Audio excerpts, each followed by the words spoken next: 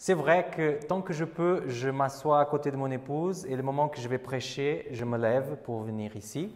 Il y a deux raisons. Tout d'abord, une raison sentimentale. J'aime mon épouse, donc j'aime être à son côté. Deuxième, c'est une raison théologique. Le pasteur est un de vous. Ce n'est pas quelqu'un qui est devant et qui vous parle, c'est quelqu'un qui part de vous pour dire quelque chose. Donc c'est pour ça que tant que je peux, tant que l'Église me permet, moi j'aime partir de la communauté parce que je fais aussi partie de la communauté. Alors, il y a une histoire apocryphe qui dit qu'un jour, il y avait un mendiant qui était en train de jouer du violon. Mais ça n'allait pas très bien. C'est vrai qu'il donnait le maximum qu'il pouvait, mais ce n'était pas agréable à entendre. Et il y a un monsieur qui commence à entendre ce mendiant qui est en train de jouer et que s'approche de lui, il pose 2 ou 3 questions. Il dit ça fait longtemps que tu joues? Ah oui, c'est vrai, oui, je joue, ça fait un moment, mais mon violon n'est pas bon. Donc je n'arrive pas à faire sortir un bon son. Comment il n'est pas bon le violon, dit le monsieur. Laisse-moi voir. Alors cette personne-là, il prend ce violon, il l'accorde, il commence à jouer. Et la musique était complètement différente. Puisque ce monsieur, ça s'agissait de qui? Paganini. Donc, on ne sait pas si c'est une vraie histoire, mais en tout cas, c'est une belle image de comment il y a des choses qui ont un potentiel caché impressionnant. Il y a une autre histoire qui me touche aussi beaucoup. C'est passé une semaine en arrière, un mois en arrière. Vous avez peut-être vu ça dans les nouvelles. Donc, une banane fixée à un mur avec un scotch qui était vendue par 120 000 $. Waouh!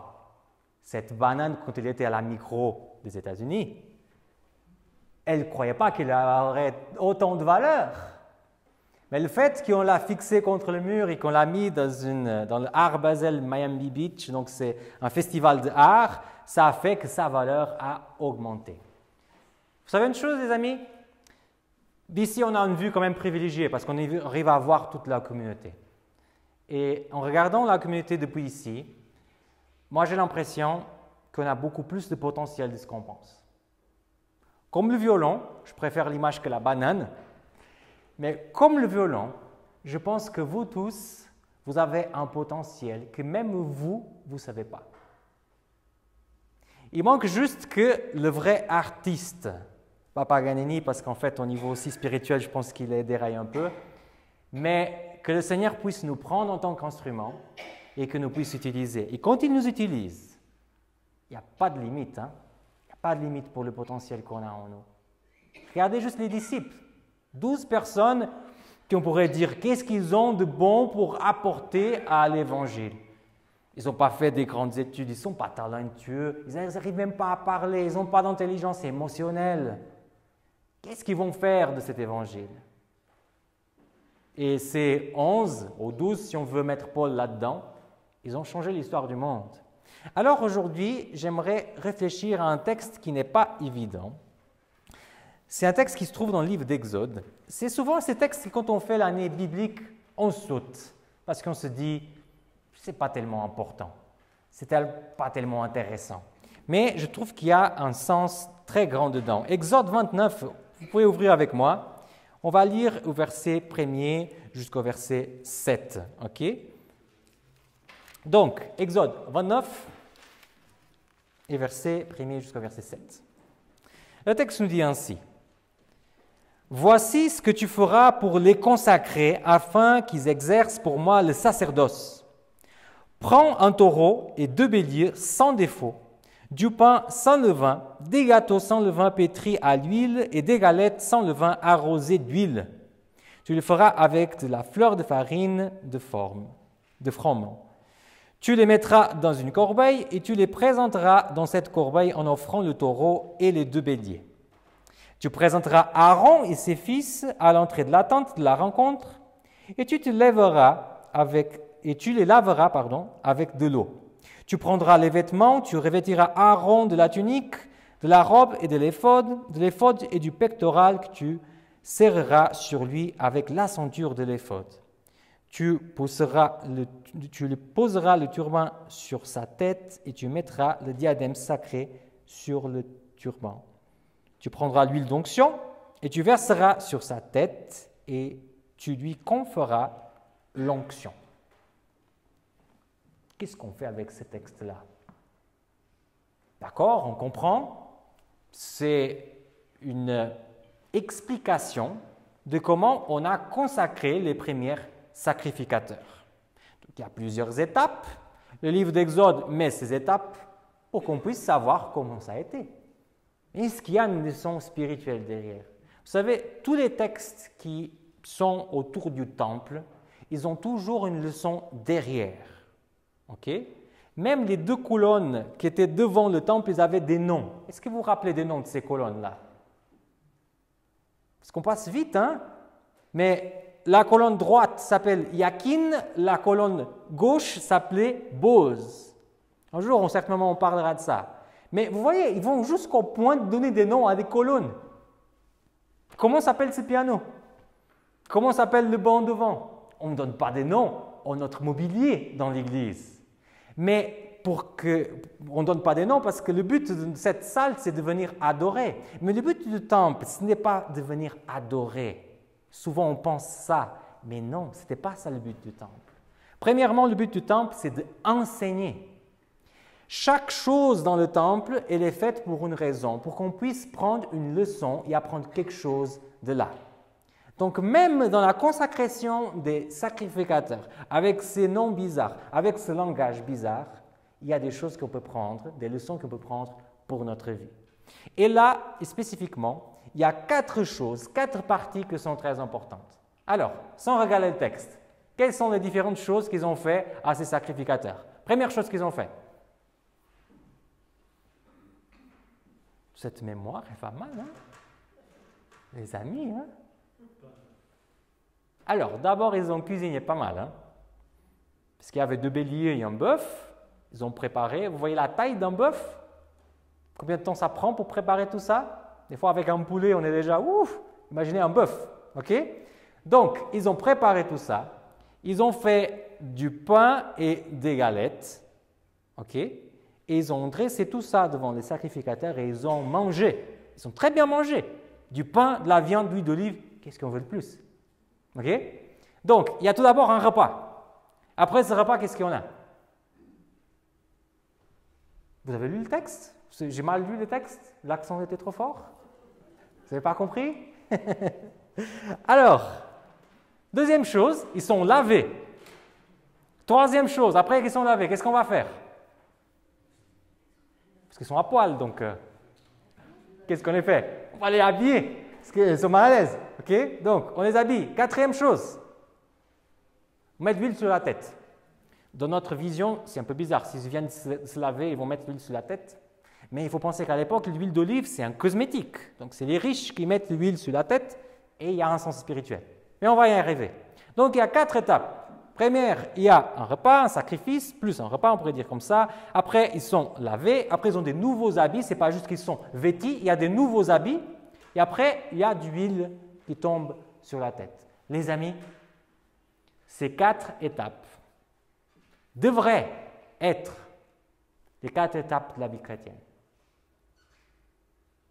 Dans ce texte qui on regarde, il nous semble très technique, très théologique même, il n'y a rien de plus pratique que ces 4 étapes. On va voir chaque étape. Alors, première chose, il y a un sacrifice, il y a un repas. Ça vous arrive de manger avec des personnes qui ne vous connaissez pas? D'inviter des personnes chez vous et que vous ne connaissez pas. Ou vous allez dans un restaurant, vous voyez une personne qui est seule sur une table et vous vous mettez devant. Salut! Alors, j'ai vu que vous étiez seul, donc on va manger ensemble. Je suis sûr que pour beaucoup, ça ferait plaisir, mais pour une grande majorité, la personne dirait « Serveur, il y a quelqu'un qui m'embête là. » Parce que souvent, quand on mange avec quelqu'un, c'est soit on veut créer de l'intimité, soit on est déjà quelque part intime. Okay? La première phase de la vie chrétienne, c'est justement de manger avec Jésus, d'inviter Jésus à entrer dans notre vie. Et puisqu'on commence à manger avec Jésus, qu'est-ce qui se passe? On commence à le connaître. Il y a une amitié qui commence à s'installer. Ça, c'est la première chose, l'amitié avec le Christ. La toute première chose. Mais ça, c'est la première étape. On commence à connaître, on commence à savoir, on commence à voir qu'est-ce qu'il a fait pour moi. Mais c'est juste la première étape. La deuxième étape, c'est quoi, d'après vous? Se laver. C'est quoi se laver, hein? C'est le baptême. Après que Jésus mange tous les jours avec nous, après qu'il est constamment chez nous, on se dise, on va officialiser cette relation. Et pour dire que cette relation est officielle, pour dire à l'entourage qu'en effet, on est en train de manger tous les jours avec Jésus, alors on se décide de prendre un baptême qui est souvent public, pour montrer aux autres, voilà, j'ai décidé de vivre quelque chose avec Jésus et je veux témoigner à tout le monde. Est-ce que l'amour, il commence le jour du mariage? Ça serait bizarre si je disais à mon épouse, dans le jour de mariage, écoute, jusque-là, je ne t'ai pas aimé, mais là, waouh, excellent, je sens l'amour là-dedans. Je disais, mais alors, les 4 ans qu'on a été ensemble, c'est quoi ça? Non, l'amour commence, et le voulu, et quand on se décide de s'engager, c'est qu'il y a déjà un bon moment là. C'est pour ça que le baptême, il vient après la connaissance. Ça, c'est la deuxième étape. Mais malheureusement, mes amis, il y a beaucoup de personnes qui s'arrêtent à la deuxième étape. Ils ont une connaissance de Jésus, ils savent que Jésus est impressionnant, il est important pour nos vies.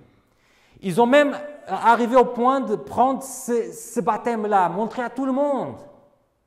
Mais selon le texte, ça c'est que la deuxième étape. Il y a encore 2 étapes à vivre. 3e étape, prendre des habits, des nouveaux habits. Pas n'importe quels habits, des nouveaux habits. Il y a beaucoup de personnes qui connaissent Jésus, qui prennent le baptême, mais qui continuent à vivre et à affronter la vie de la même façon. Avec ma force. C'est mon travail, c'est ma famille, c'est moi qui gère. Merci Seigneur pour toutes les choses que tu as fait pour moi, mais ici, c'est mes trucs, je ne veux pas te gêner. T'inquiète, je vais gérer à ma façon. Ça me fait penser à une histoire que j'ai vécue. Une des expériences plus extraordinaires que j'ai faites dans ma vie, c'est 2 ans en arrière, je suis parti en Roumanie avec d'autres pasteurs et on a fait un peu de survie dans la montagne en Roumanie pendant 3 jours. Donc on avait tout à dos, on a fait 50 km en marchant, avec la pluie, avec tout ce que vous imaginez. Et on n'avait pas d'endroit où dormir, donc pour finir, c'est très bien passé parce qu'on a trouvé des personnes très sympas. Mais voilà, à la base, on devrait dormir dans la montagne. Et juste le fait de penser que dans cette montagne, il y avait des ours, c'était une adrénaline de plus, parce que je suis un peu inconscient, je voulais voir un.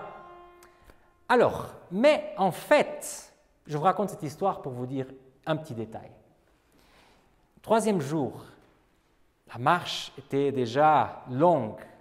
Le sac, j'avais l'impression qu'il pesait beaucoup plus qu'au début.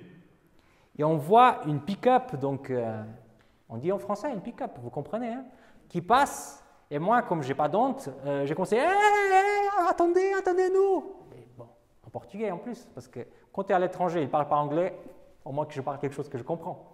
Donc, pour finir, il ne s'est pas arrêté, mais après, la conscience l'a apaisé, il s'est arrêté. Il est revenu et j'ai essayé d'expliquer. Écoute, nous, on a besoin d'aller en bas, est-ce qu'on pourrait être derrière et tout ça, on ne gêne pas? Il n'a pas compris au début, je pense qu'il pensait que, je ne sais pas si je me moquais de lui ou quelque chose. Mais pour finir, il a compris le concept. Donc, il a dit, montez. Donc, on est tous montés, on était au milieu de la montagne. Hein. On est tous montés, on s'est accrochés sur le toit de la partie qui conduisait et on était là. Et pendant qu'on marche, j'étais là, je me suis dit, mais je ne sens pas de grand soulagement. Je suis hyper fatigué encore. Pourquoi? Parce que j'avais encore mon sac à dos. C'est-à-dire que j'avais pris quelque chose pour me sentir plus en repos, mais je gardais mon sac. Et il y a beaucoup de personnes qui connaissent Jésus, qui ont même déjà pris le baptême, mais qui n'amènent pas Jésus dans la vie de tous les jours, continuent à porter les choses eux-mêmes. Et chaque fois qu'il y a un pasteur, oh le Saint-Esprit, oh Dieu lui-même s'approche pour dire « Laisse-moi faire ». Ils offrent résistance. Non, non, non, c'est ma vie. Le Seigneur a tellement de choses à faire dans le ciel. Imaginez tous ces anges qu'il doit organiser là-haut. Non, non, non, je m'occupe. Des nouveaux habits, une nouvelle vie avec le Christ qu'on devrait être prêt à accepter le moment qu'on se décide pour lui. Le moment qu'on décide de vivre une relation avec lui. Parce qu'il n'y a pas de relation à moitié. On ne peut pas dire, Seigneur, je vais avoir une relation avec toi, mais comme on fait ici en Suisse avec les pourcentages, juste 30%, parce que voilà, j'ai quand même notre vie à côté. Il n'y a pas ça au niveau de la Bible. L'engagement doit être total. Et le fait de mettre ces nouveaux habits, c'est de se dire vraiment, j'arrête avec le « moi je gère » et je passe au « Seigneur, tu gères ». Il y a une quatrième étape encore. Encore une étape, mais moi je pensais qu'après le baptême, voilà, c'était bon, et tu viens me dire que non. En fait, il y a la quatrième étape, c'est l'onction. L'onction est quelque chose d'intéressant, mais en même temps, très loin de notre réalité d'aujourd'hui. On ne fait plus ça. Dans le système politique suisse, quand il y a le changement de président, c'est combien de temps? Je n'ai pas encore compris complètement votre système. Une année. Donc, quand il est changé, il n'y a pas le Conseil fédéral qui se met autour et qu'on laisse tomber de l'huile sur la tête. Ça, c'est complètement... c'est pas notre culture d'ici. Okay? C'est quoi cette histoire de mettre l'huile sur la tête? La Bible utilise beaucoup d'images. Et ces images, à nouveau, elles ont pour but de nous enseigner quelque chose. L'huile a toujours été le symbole du Saint-Esprit. Et le fait de verser l'huile sur la tête, c'est une façon de dire à Dieu, de montrer aux gens autour que cette personne-là, elle a envie que ce soit l'Esprit qui soit en train de diriger la vie. Okay?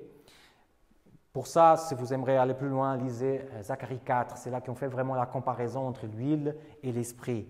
Mais en effet, cette idée de oindre une personne, c'est aussi une façon orientale de capaciter une personne pour une fonction. C'est pour ça que les rois, d'ailleurs, ils étaient loin de l'Éternel. Parce qu'on disait, ta vie elle se termine là et tu commences maintenant un ministère que le Seigneur t'a appelé à vivre. Or, souvent, quand on parle de ces choses, il y a des gens qui disent, ah, ça c'est les pasteurs. C'est eux qui ont l'onction. C'est eux qui doivent gérer. Et pour finir, les 4 étapes, c'est que pour les pasteurs. Mais comme on a bien vu avec le texte que Karine nous a lu au début, aujourd'hui, on vit quelque chose qu'en théologie, on appelle le sacerdoce universel. C'est-à-dire qu'il n'y a plus de prêtres. Il n'y a plus de personnes qui ont une condition de connexion entre le peuple et Dieu. Selon la Bible, on est tous pareils. Tous pareils. La seule différence, c'est que chacun a un ministère différent. Le Seigneur nous appelle à faire des choses différentes. Il n'y a plus la notion de clergé, de prêtrise. Toutes les personnes sont engagées dans le ministère. Et le but de Dieu, c'est justement que dans l'Église, il n'y ait pas une personne qui est devant et qui parle, et qui à la limite a tout le pouvoir et qui décide tout, et qui doit tout faire. L'idée de Dieu, c'est justement que chaque personne puisse considérer l'Église comme la sienne et qu'avec les dons que le Seigneur les a donnés, avec les dons spirituels que l'Esprit donne, vous puissiez prendre votre Église en main. Il y a beaucoup de pasteurs qui n'apprécient pas tellement cette idée-là. Une fois, on était entre pasteurs et on discutait de ça. La chose parfaite, c'est si un jour on arrive dans nos églises et les membres nous disent « ben en fait, va ouvrir une église à Saint-Imier parce qu'à la Chaux-de-Fonds, on n'a pas besoin de toi. On gère, t'inquiète. » Et il y a un vieux pasteur qui a dit « oh, mais s'ils disent ça, qu'est-ce qu'on va faire? On n'aura plus de boulot. » Bien, ce n'est pas grave s'il n'y a plus de boulot. L'important, c'est que l'église du Christ, elle est édifiée. Si l'église du Christ est en train d'avancer, ça, c'est ce qui est important. Après, ce qu'on fera avec les pasteurs, vous inquiétez, il y aura toujours des choses à faire. Il y a un truc qui est très intéressant et que peut-être vous ne le savez pas, et c'est bien que vous sachiez ça. Au début du XXe siècle, toutes les religions chrétiennes du monde se posaient une seule question. Vous savez quelle? Comment les adventistes, ils ont réussi à grandir autant? Qu'est-ce qu'ils ont que nous, on n'a pas? Parce qu'au début du XXIe siècle, les églises qui avaient à peu près le même âge que notre église étaient en train de périr un peu. Et nous, on était devenus un mouvement mondial. Donc, on existait déjà en plusieurs endroits, mais surtout aux États-Unis. On avait comblé les États-Unis avec des églises adventistes et avec des membres. Donc, une religion dont on a appris certaines choses, c'est les baptistes du 7e jour. Il y a un article qui a été écrit sur leur magazine qui disait justement comment les adventistes ont réussi à grandir autant. Il faut les copier. Et dans l'article écrit par les baptistes du 7e jour, vous savez qu'est-ce qui était écrit? C'était écrit qu'il y avait une différence entre eux et l'église adventiste. La différence, c'était que les pasteurs, ils ne faisaient pas tout. C'est les membres qui tenaient l'église en main. Les pasteurs, à la limite, ils implantaient des nouvelles églises, comme les apôtres. Mais les membres, c'est eux qui géraient. Juste quelques statistiques. Dans une seule année, et juste aux États-Unis, les membres laïcs, c'est-à-dire vous, aux États-Unis, ils avaient fait 102 000 visites. Ils ont envoyé 40 000 lettres. Ils ont trouvé 38 700 abonnements de revues Signes des Temps. Ils avaient distribué 15 millions de flyers et ils avaient rendu en main 1 600 000 revues.